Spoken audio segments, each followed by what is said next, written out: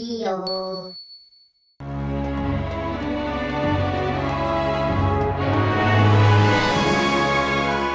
Assalamualaikum warahmatullahi wabarakatuh.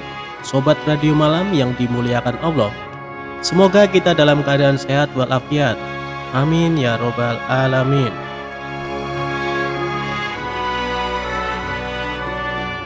Kisah Abu Nawas tipu dibalas dengan tipu. Ada seorang yogis atau ahli yoga mengajak seorang pendeta bersekongkol akan memperdaya Abu Nawas. Setelah mereka mencapai kata sepakat, mereka berangkat menemui Abu Nawas di kediamannya. Ketika mereka datang, Abu Nawas sedang melakukan sholat duha. Setelah dipersilahkan masuk oleh istri Abu Nawas, mereka masuk dan menunggu sambil berbincang-bincang santai. Seusai sholat, Abu Nawas menyambut mereka. Abu Nawas dan para tamunya bercakap-cakap sejenak. Kami sebenarnya ingin mengajak engkau melakukan pengembaraan suci. Kalau engkau tidak keberatan, bergabunglah bersama kami, kata ahli yoga. Dengan senang hati. Lalu kapan rencananya? Tanya Abu Nawas polos. Besok pagi, kata pendeta. Baiklah, kalau begitu kita bertemu di warung teh besok, kata Abu Nawas menyanggupi. Hari berikutnya mereka berangkat bersama. Abu Nawas menggunakan jubah seorang sufi, ahli yoga dan pendeta memakai seragam keagamaan mereka masing-masing. Di tengah jalan mereka mulai diserang rasa lapar karena mereka memang sengaja tidak membawa bekal. Hei Abu Nawas, bagaimana kalau engkau saja yang mengumpulkan derma guna membeli makanan untuk kita bertiga?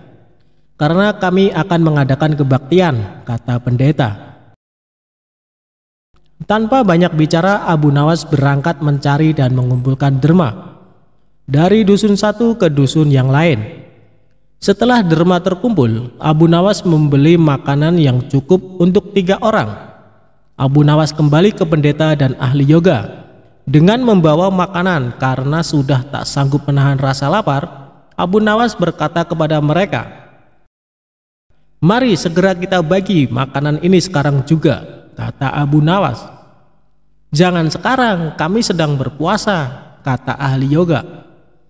"Tetapi aku hanya menginginkan bagianku saja, sedangkan bagian kalian terserah pada kalian," kata Abu Nawas menawarkan jalan keluar. "Aku tidak setuju, kita harus seiring seirama dalam berbuat apapun," kata pendeta. "Betul, aku pun tidak setuju karena waktu makanku besok pagi. Besok pagi aku baru akan berbuka," kata ahli yoga. "Bukankah aku yang engkau jadikan alat pencari derma? Dan derma itu sekarang telah kutukarkan dengan makanan ini. Sekarang kalian tidak mengizinkan aku mengambil bagian sendiri. Itu tidak masuk akal," kata Abu Nawas mulai merasa jengkel. Namun begitu pendeta dan ahli yoga tetap bersikeras tidak mengizinkan. Abu Nawas mengambil bagian yang menjadi haknya. Abu Nawas penasaran, ia mencoba sekali lagi meyakinkan kawan-kawannya agar mengizinkan ia memakan bagiannya. Tetapi mereka tetap saja menolak. Abu Nawas benar-benar merasa jengkel dan marah. Namun Abu Nawas tidak memperlihatkan sedikitpun kejengkelan dan kemarahannya. "Bagaimana kalau kita mengadakan perjanjian?" kata pendeta kepada Abu Nawas. "Perjanjian apa?" tanya Abu Nawas. "Kita adakan lomba. Barang siapa di antara kita bermimpi paling indah, maka ia akan mendapat bagian yang terbanyak. Dan yang kedua lebih sedikit. Dan yang terburuk akan mendapat paling sedikit," pendeta itu menjelaskannya. Abu Nawas setuju. Ia tidak memberi komentar apa-apa. Malam semakin larut, embun mulai turun ke bumi. Pendeta dan ahli yoga mulai mengantuk dan tidur. Abu Nawas tidak bisa tidur, ia hanya berpura-pura tidur. Setelah merasa yakin kawan-kawannya sudah terlelap, Abu Nawas menghampiri makanan itu. Tanpa berpikir 2 kali, Abu Nawas memakan habis makanan itu hingga tidak tersisa sedikit pun. Setelah merasa kekenyangan, Abu Nawas baru bisa tidur. Keesokan hari mereka bangun hampir bersamaan. Ahli yoga dengan wajah berseri-seri mulai bercerita. Tadi malam aku bermimpi memasuki sebuah taman yang mirip sekali dengan nirvana. Aku merasakan kenikmatan yang belum pernah kurasakan sebelumnya dalam hidup ini, kata ahli yoga. Pendeta mengatakan bahwa mimpi ahli yoga benar-benar menakjubkan. Betul-betul luar biasa. Kemudian giliran pendeta menceritakan mimpinya. Aku seolah-olah menembus ruang dan waktu, dan ternyata memang benar. Aku secara tidak sengaja berhasil menyusup ke masa silam, di mana pendiri agamaku masih hidup. Aku bertemu dengan beliau, dan yang lebih membahagiakan lagi adalah aku diberkatinya, kata pendeta dengan wajah berseri-seri. Ahli yoga juga memuji-muji kehebatan mimpi pendeta. Abu Nawas hanya diam. Ia bahkan tidak merasa tertarik sedikit pun. Karena Abu Nawas belum juga buka mulut, pendeta dan ahli yoga mulai tidak sabar untuk tidak menanyakan mimpi Abu Nawas. Kalian tentu tahu Nabi Daud alaihissalam. Beliau adalah seorang nabi yang ahli berpuasa. Tadi malam aku bermimpi berbincang-bincang dengan beliau. Beliau menanyakan apakah aku berpuasa atau tidak. Aku katakan, aku berpuasa karena aku memang tidak makan sejak dini hari. Kemudian beliau menyuruhku segera berbuka karena hari sudah malam. Tentu saja aku tidak benar-benar mengabaikan perintah beliau. Aku segera bangun dari tidur dan langsung menghabiskan makanan itu, kata Abu Nawas tanpa perasaan bersalah sedikit pun. Sambil menahan rasa lapar yang menyayat-nyayat, pendeta dan ahli yoga saling berpandangan satu sama lain.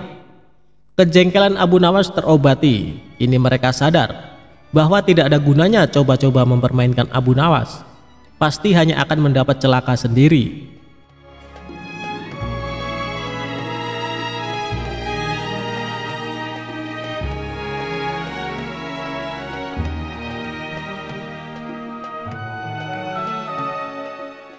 Kisah ketika Abu Nawas mau terbang hingga menggegerkan penduduk kota.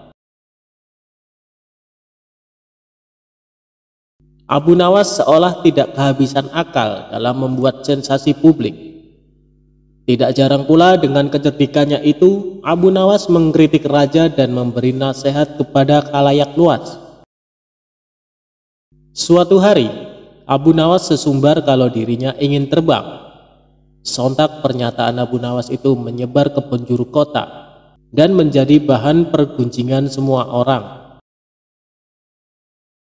Banyak dari penduduk kota yang menganggap Abu Nawas gila dan tidak mungkin bisa melakukan niatnya. Kabar Abu Nawas mau terbang ini pun sampai ke telinga Baginda Raja. Sang raja kemudian langsung memanggil Abu Nawas ke istana untuk dimintai keterangannya. "Wahai Abu Nawas, benarkah engkau ingin terbang?" tanya Baginda Raja. "Benar Baginda, hamba ingin terbang.